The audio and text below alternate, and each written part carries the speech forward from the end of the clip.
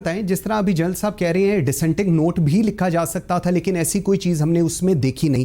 اس کے ساتھ ساتھ یہ جی آئی ٹی رپورٹس جو ہیں اس کی اگر ہم کریڈیبلٹی کی بات کریں کیونکہ یہ بھی اب ایک بہت بڑا کوسچن ہے کہ کیا اس کی credibility in front of court کیا ہے, ویئر ڈز اٹ اسٹینڈ, اس پہ ذرا ہمیں بتائیے گا. جی عرض یہ ہے کہ جے آئی ٹی رپورٹ کو قانون کی نظر میں اوپینین کے طور پہ لیا جاتا ہے آف انویسٹیگیٹنگ آفیسر.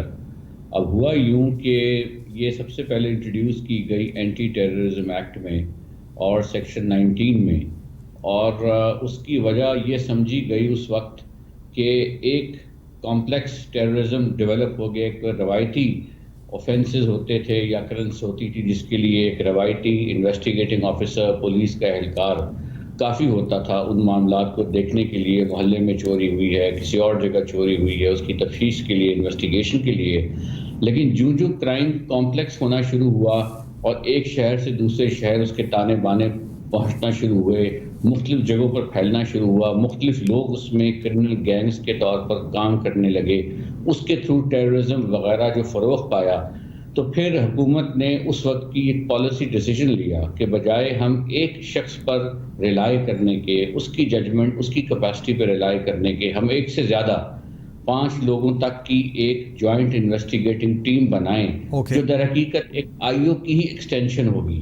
اب اس کے جو ممبران ہیں اس وقت یہ فیل کیا گیا, اس وقت یہ پالیسی ڈیسیجن لیا گیا کہ اس میں کچھ فوج کے جو انٹیلیجنس ادارے ہیں ان کے ممبران کو بھی رکھا جائے. جو جنرل صاحب نے پوائنٹ ریز کیا کیا فوج کے لوگوں کو J I T report J I T کے ممبر کے طور پر کام کرنا چاہیے, یہ ایک اہم سوال ہے اور میرا خیال ہے یہ پالیسی ڈیسیجن لیول پر اس کا فیصلہ ہونا چاہیے, کیونکہ کچھ اور بھی قوانین پاکستان میں ہیں جن میں جے آئی ٹیز ہیں کہ کیا صرف پولیسنگ کا فنکشن کرنے والے لوگوں کو ہی یہ جاب ڈسکرپشن دیا جائے اور جو ادارے انٹیلیجنس کے ہیں وہ سپورٹ موڈ میں آ جائیں. ٹھیک ہے. سو آپ دیکھتے ہیں کہ اس کے علاوہ جو J I T anti terrorism act میں بنی اس کے بعد پھر مختلف اور قوانین 3-4 پاکستان میں اور قوانین, بے نامی ٹرانزیکشن کا لا آیا, اس میں بھی جے آئی ٹی کو ڈالا گیا, اس کانسیپٹ کو انٹروڈیوس کیا گیا, بیکاز یہ تصور کیا گیا کہ کچھ کرمنل گینگز آپس میں مل جل کر اتنا ڈیٹیلڈ نیٹ ورک مرتب کر لیتے ہیں کہ کسی ایک سنگل آئی او کے بس کی بات نہیں رہتی. تو یہ منطق تھا جے آئی ٹی کو ڈیولپ کرنے کا قانونی سطح پر. اوکے ٹھیک ہے. اچھا صابر شاہ صاحب, آپ نے دونوں ویو پوائنٹ سنے, مجھے ایک چیز بتائیے گا, ایک اور ویو پوائنٹ ہے, وہ ویو پوائنٹ یہ ہے کہ جی این ایف سی ایوارڈ کے اوپر کیونکہ سندھ کی طرف سے ریزنٹمنٹ ہے, سو یہ ایک پریشر ٹیکٹکس ہے جو اس وقت ڈالا جا رہا ہے سندھ حکومت کے اوپر تاکہ وہ اس چیز کے اوپر ایگری کر جائیں. اس کے اوپر آپ کا کیا ویو ہے جی؟ دیکھیے منصور, بات یہ ہے کہ یہ کوئی جے آئی ٹی نہیں ہے, اس کے جتنے کانٹینٹ ہے, جتنا بھی ہے, اس کے جتنے انگریڈینٹ ہیں 4-5 سال پہلے, اس میں سے بیشتر آپ, میں, جنرل صاحب اور صوفی صاحب سب سن چکے ہیں. ہماری عوام کو بھی یہ سارا پتہ ہے, سب جانتے ہیں کون سی پولیٹیکل پارٹی انوالوڈ ہے. اس وقت تو مجھے لگ رہا ہے وہ یہ دیکھیے, حکومت تیل, پٹرول, گیس, دوائیاں, آٹا, چینی, مختلف سکینڈلز میں گھری ہوئی ہے. آبویس سکینڈلز ہیں, ان کے اپنے لوگ اس میں شامل ہیں. تو میرا خیال ہے کہ یہ ڈائیورشن کا فینومینا مجھے نظر آ رہا ہے. What is a diversion?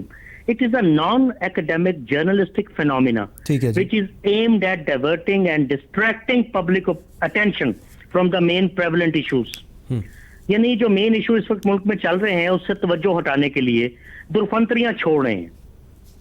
آج مجھے بتائیے, آپ کے سوائے عزیر بلوچ کے آج تک پکڑا کون گیا ہے؟ عزیر بلوچ کا ٹرائل کہاں ہوا ہے ابھی تک؟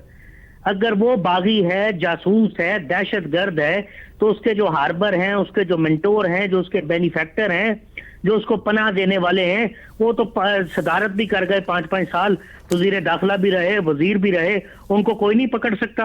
میں آپ سے گزارش کرنا چاہتا ہوں, دیکھیے افواج پاکستان اور ہماری پیرا ملٹری فورسز اگر خیبر پختونخوا اور بلوچستان وغیرہ میں آپریشن اپنے آپ کر رہی ہوتی ہیں اور بڑی کامیابی سے دہشت گردی کے خلاف آپریشن کیا, تو کیا یہ اس میں کیا مسئلہ ہے کہ کراچی میں وہ جہاں دیکھیں کو باغی, جاسوس یا دہشت گرد, تو اس کا سر اسی وقت کچل دیں جب وہ پنپ رہا ہو.